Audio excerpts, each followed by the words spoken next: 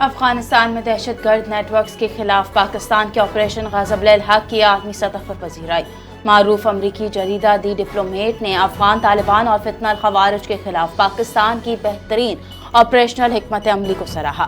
Report کے مطابق پاکستان افغانستان میں دہشت گرد گروہوں کو محفوظ پناہ گاہ اور عسکری تنصیبات کو کامیابی سے نشانہ بنا رہا ہے۔ پاکستان کی انسداد دہشت گردی حکمت عملی ایک نئے مرحلے میں داخل ہو چکی ہے۔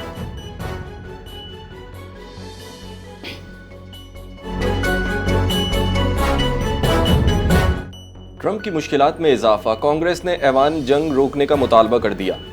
اس سے قبل ایوان نمائندگان بھی اس نوعیت کی قرارداد کی منظوری دے چکا۔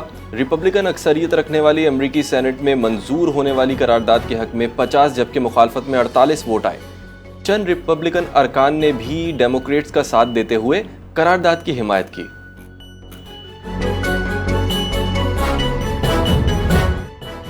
آبنہ ہرمز عالمی گزرگاہ کوئی ٹول ٹیکس وصول نہیں کر سکتا۔ امریکہ کا واضح پیغام، اس معاملے پر خطے میں کسی کو قائل کرنے کی ضرورت نہیں۔ امریکی وزیر خارجہ مارکو روبیو کو ابوظہبی میں گفتگو، کہا ایرانی حمایت یافتہ گروہ کے عراق سے ڈرون حملے جاری رکھنے کا تنازع کا مکمل خاتمہ ممکن نہیں۔ ایران عام ریاست بننے کا فیصلہ کرے تو ترقی کے بڑے مواقع۔ ایران کا اپنی جوہری تنصیبات کے معائنے کی اجازت دینے سے انکار۔ ایٹمی مراکز تک IAEA کے معائنہ کاروں کی رسائی نہیں دی جائے گی۔ ترجمان ایرانی وزارت خارجہ اسماعیل بقائی کا بیان، کہا کہ موجودہ صورتحال میں کسی بھی غیر ملکی ٹیم کو حساس مقامات تک جانے کی اجازت نہیں دیں گے۔ اسماعیل بقائی کی عالمی ایٹمی توانائی ایجنسی کے ڈائریکٹر جنرل سے ملاقات کی بھی۔ ایران کی جوہری تنصیبات کا معائنہ ضروری کیا جائے گا۔ Director general IAEA Rafael Grossi کا بیان، کہا یہ بات اہم نہیں کہ معائنہ 2 دن بعد ہوگا، 1 ہفتے میں یا 10 دن میں، لیکن معائنہ کیا جائے گا۔ عالمی ادارہ جوہری سرگرمیوں کی نگرانی، شفافیت کا عمل یقینی بنانے کے لیے کردار جاری رکھے گا۔ نومبر 2024 میں حزب اللہ اسرائیل جنگ بندی معاہدہ موجود جنگ بندی کو مستحکم بنانے کا موقع دیتا ہے۔ لبنانی پارلیمنٹ کے اسپیکر نبیہ بوری کا فرانسیسی صدر ایمینوئل میکرون سے ٹیلی فونک گفتگو، کہا کہ جنگ بندی کی نگرانی اور ممکنہ خلاف ورزیوں سے نمٹنے کے طریقہ کار پر پہلے ہی موجود ہیں، جنہیں فعال بنا کر کشیدگی میں کمی لائی جا سکتی ہے۔ امریکہ ایران جنگ میں پاکستان کی کامیاب ثالثی نے مودی کی نام نہاد سفارتکاری کو خاک میں ملا دیا۔ مودی کی خارجہ پالیسی پر بھارتی میڈیا اور اپوزیشن کی شدید تنقید۔ بھارتی جریدے دی پرنٹ کے مطابق عالمی سطح پر مودی کی بھرپور موجودگی کے باوجود بھارت کی سفارتی پوزیشن کمزور ہوتی دکھائی دے رہی ہے۔ ریاستی مفادات کے بجائے قیادت کی تشہیر خارجہ پالیسی پر حاوی ہے۔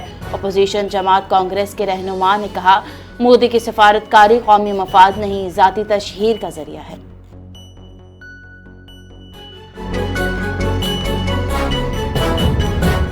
عمان کا آبنائے ہرمز میں عارضی بحری راہداری قائم کرنے کا اعلان، آبنائے ہرمز سے گزرنے والے جہازوں کے لیے پیشگی رابطہ لازمی قرار۔ جہازوں کے لیے نئی بحری ہدایات جاری کر دی گئیں۔ عمانی حکام کے مطابق جہازوں کی محفوظ آمد و رفت کے لیے خصوصی انتظامات کیے گئے۔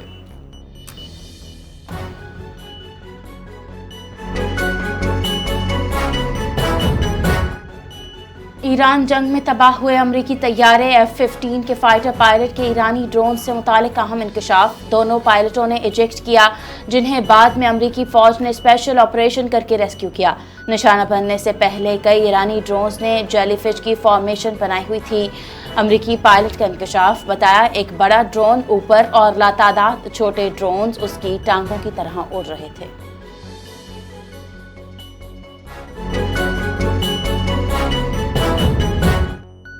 امریکہ ایران معاہدہ، عالمی منڈی میں خام تیل مزید سستا، خام تیل کی قیمت میں 2% تک کمی۔ برینٹ $77 فی بیرل پر آ گیا، WTI 73 جبکہ UAE مربن $69 فی بیرل پر فروخت۔ ایران جنگ کے آغاز کے بعد برینٹ خام تیل کی کم ترین سطح ریکارڈ۔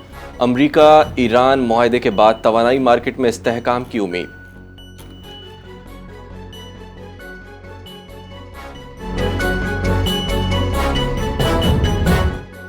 ایران امریکہ جنگ بندی میں پاکستان کے کردار سے معاشی امکانات روشن۔ بین الاقوامی خبر رساں ادارے رائٹرز کے مطابق خطے میں امن کی پیش رفت نے پاکستان کے عالمی تشخص کو بہتر بنانے میں مدد دی۔ امن و استحکام پاکستان کو سرمایہ کاری کے لیے پرکشش بنا سکتے ہیں۔ ایران پر پابندیوں میں نرمی سے پاک ایران تجارت کے نئے مواقع متوقع ہیں۔ برطانوی وزیر نے بھی پاکستان کے کردار کو سراہا۔ بین الاقوامی جریدے ماڈرن ڈپلومیسی کے مطابق پاکستان کی عالمی ساکھ میں بہتری غیر ملکی سرمایہ کاری، تجارتی مواقع اور مالی تعاون کو راغب کرنے میں مدد دے سکتی ہے۔ اسلام آباد میں وفاقی وزیر داخلہ محسن نقوی اور ایرانی وزیر داخلہ سکندر مومنی کی اہم ملاقات۔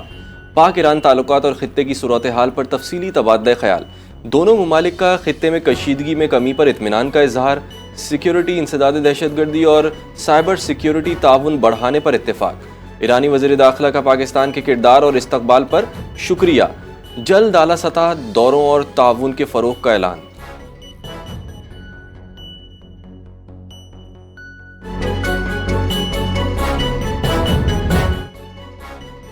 خواتین سفارتکاری کے عالمی دن پر آصفہ بھٹو کا خصوصی پیغام۔ پاکستانی خواتین سفارتکاروں کا خراج تحسین پیش۔ کہا پاکستانی خواتین سفارتکار عالمی سطح پر ملک کا وقار بلند کر رہی ہیں۔ خواتین سفارتکار عالمی امن اور بین الاقوامی تعاون کے فروغ میں اہم کردار ادا کر رہی ہیں۔ پاکستانی خواتین کی کامیابی نوجوان نسل کے لیے مشعل راہ ہے۔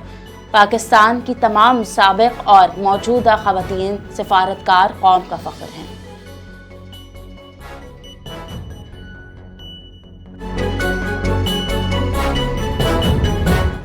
SIFC کی معاونت سے توانائی فراہمی اور ترسیل کے نظام کو بہتر بنانے کی جانب اہم قدم۔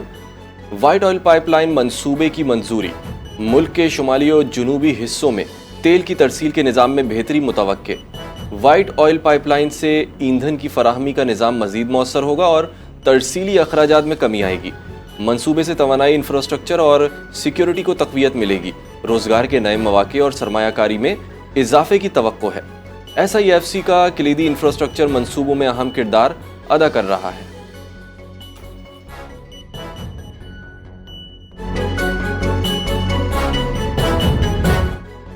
اسلام آباد کے H9 اتوار بازار میں خوفناک آگ، 335 دکانیں جل گئیں۔ شارٹ سرکٹ سے لگنے والی آگ بیٹریوں کے دھماکے سے مزید بھڑک اٹھی۔ آتش زدگی سے سینکڑوں سٹالز خاکستر، تاجروں کو بھاری مالی نقصان۔ ریسکیو ٹیموں کی کئی گھنٹوں کی جدوجہد، آگ پر قابو پا لیا گیا۔ حکومت بلوچستان کی درختوں کی کٹائی پر 1 سال کے لیے مکمل پابندی عائد۔ صوبے بھر میں محفوظ درختوں کی کٹائی، جمع کرنے اور منتقل کرنے پر پابندی نافذ ہوگی۔ نوٹیفیکیشن جاری۔ محکمہ جنگلات پابندی بلوچستان فارسٹ ایکٹ 2022 کے تحت عائد کی گئی ہے۔ پابندی 1 سال یا آئندہ احکامات تک برقرار رہے گی۔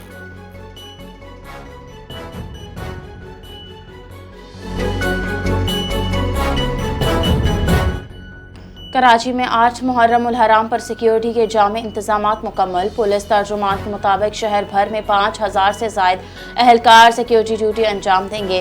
مرکزی جلوسوں کے راستوں پر اضافی نفری اور ریزرو فورس تعینات ہوگی۔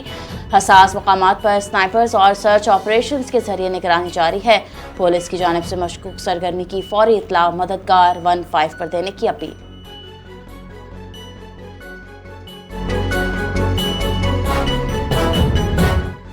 بھارت میں پیپر لیک اور مودی کی نااہلی کے باعث بیرون ملک سخت ویزا پالیسی۔ بھارتی طلبہ کا مستقبل تاریک۔ 2 برس میں برطانیہ اور امریکہ جانے والے بھارتی طلبہ 20% کم۔ مزید کمی کا خدشہ۔ برطانیہ کی 76% یونیورسٹیز نے بھارتی طلبہ کے داخلے محدود کر دیے۔ بھارتی روپے کی گرتی قدر نے بیرون ملک تعلیم مزید مہنگی بنا دی۔ جعلی ڈگریوں اور رشوت ستانی سخت ویزا پالیسیوں کی وجہ قرار۔ بھارتی ماہر معاشیات رتن رائے کے مطابق کمزور معیشت اور مینوفیکچرنگ سیکٹر کی زبوں حالی بھارتی نوجوانوں کے مستقبل پر منفی اثرات مرتب کر رہی ہے۔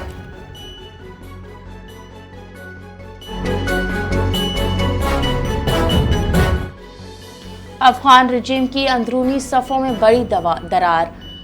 بدخشاں میں طالبان حکومت اور مقامی کمانڈر کے درمیان اختلافات شدت اختیار کر گئے۔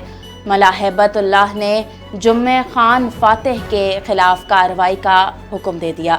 طالبان اسپیشل فورسز کا بڑا قافلہ ضلع شخنا میں روانہ ہو گیا۔ رپورٹ کے مطابق کمانڈر جمعہ فاتح نے مقامی افراد کو طالبان رجیم کے خلاف ہتھیار اٹھانے اور کانوں کا کنٹرول سنبھالنے کا حکم دے دیا۔ دفاعی تجزیہ کاروں کا کہنا ہے داخلی کشیدگی بڑھی تو طالبان حکومت کو نئے سیکیورٹی چیلنجز کا سامنا ہو سکتا ہے۔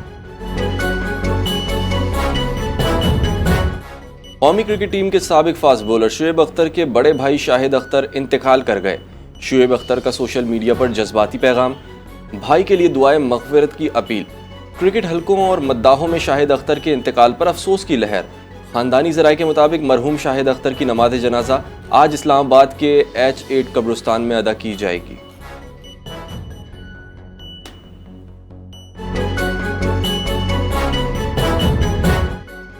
اور فیفا ورلڈ کپ میں کروشیا کی پاناما کے خلاف 0-1 سے کامیابی۔ شکست کے بعد پاناما ٹورنامنٹ سے باہر ہو گیا۔ گروپ ایل میں اب ناک آؤٹ مرحلے میں انگلینڈ، گھانا اور کروشیا کے درمیان مقابلہ۔ کروشیا اور پاناما کے درمیان گروپ ایل کے میچ کا پہلا ہاف بغیر کسی گول کے برابر۔